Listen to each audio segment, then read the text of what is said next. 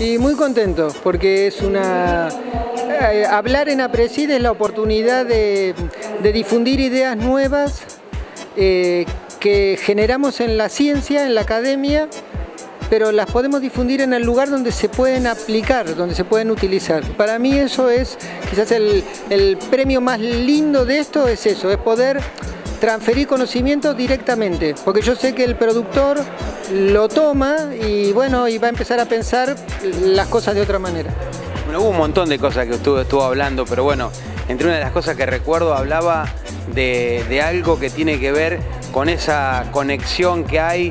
Cuénteme un poquito sobre eso, ¿no? Yo creo que a mí me parece, conté al final de la charla como hacia dónde creo que debería ir el futuro de la agricultura. De la agricultura en siembra directa. En la naturaleza se ha demostrado hace muy pocos años que las plantas están conectadas a través de las raíces por filamentos de hongos micorrízicos, se llama. Y yo creo que la situación de cultivo en siembra directa, donde el suelo se mantiene intacto, donde hay una riqueza de nutrientes por la diversidad y acumulación de rastrojos, creo que están dadas las condiciones para que se establezcan esas redes de interacción entre los cultivos, que yo creo que de hecho ya están, porque yo creo que muchas veces la homogeneidad de los cultivos para mí explica explica que las plantas se están como homogenizando a través de una conexión. Y eso se sabe que significa salud en la red social. Es como, hay algo de sociología en todo esto, o sea, el individuo solo actúa de determinada manera, el individuo en sociedad actúa de otra. Bueno, las plantas en un cultivo, si están conectadas, no son plantas individuales, serían plantas de una red.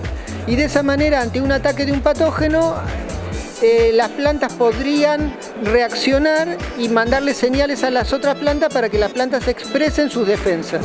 Algo de eso que está probado en la naturaleza, yo creo que en un sistema en siembra directa debería poder lograrse. Bueno, usted dio un ejemplo muy claro, con una planta que le hacía sombra. Claro, cuéntelo.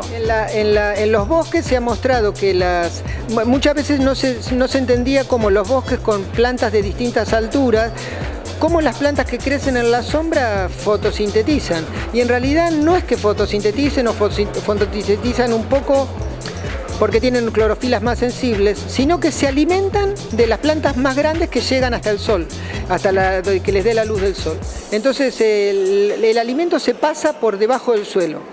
Bueno, y una de las cosas que también veíamos y escuchábamos en realidad de todos los microorganismos que viven debajo del suelo, que usted decía, es un terremoto continuo vivir ahí, y bueno, como usted decía, ¿no? Si uno no lo cuida, es como que empiezan a mudarse a otros lugares, eso, y bueno, ¿qué es lo que se pierde? Y justamente el suelo está habitado por una enormidad de microorganismos, pero enormidad, o sea, en un gramo hay 10.000 millones de procariotes, de bacterias unicelulares. Cuando se hace labranza del suelo, es como romper el lugar donde habitan esos microorganismos. Entonces es como yo digo, cuando uno tiene un terremoto continuo, esos microorganismos o esos organismos más grandes como es la mesofauna y la macrofauna, todo lo que vive en el suelo, si uno lo tiene en terremoto continuo, se va de ese lugar. Entonces, lo que ocurre es que para hacer agricultura tienen que pasar las máquinas. Uno ve acá en el Congreso de APRESID, las máquinas son alucinantes, y si uno mira con cuidado, es alucinante el diseño de los neumáticos. ¿Por qué? Porque tratan de aplastar lo menos posible. ¿Y por qué? Porque es una manera de cuidar ese lugar donde viven estos microorganismos que hacen funcionar el suelo. Eso es lo que genera la fertilidad del suelo.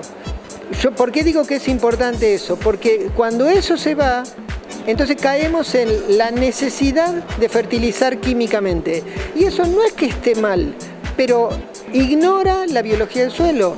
Y en términos ambientales, bueno, cada vez más tenemos conciencia de los problemas ambientales que eso genera.